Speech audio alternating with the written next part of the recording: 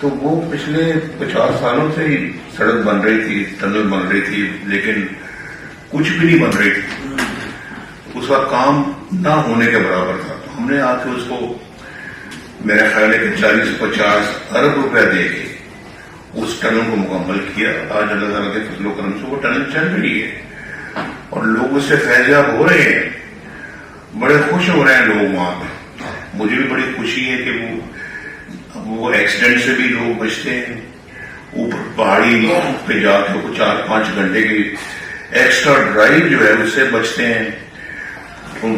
فاصلے کم ہو گئے ہیں، ڈرائیونگ ٹائم کم ہو گیا ہے.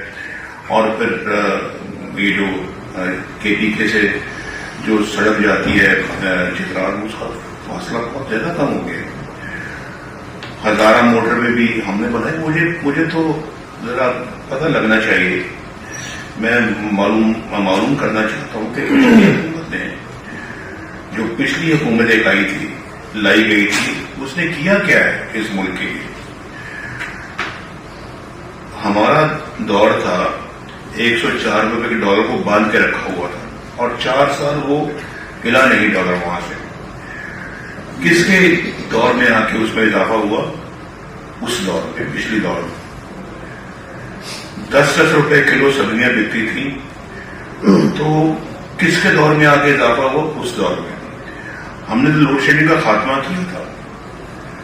کس نے بجلی کے بل بڑھائے؟ اس دور میں، اس حکومت نے. شہباز صاحب کے اوپر تو الزام ہی آتا ہے نا، انہوں نے ٹیک اوور کیا ایسے حالات میں جب ملک عملاً ڈیفالٹ کر چکا تھا.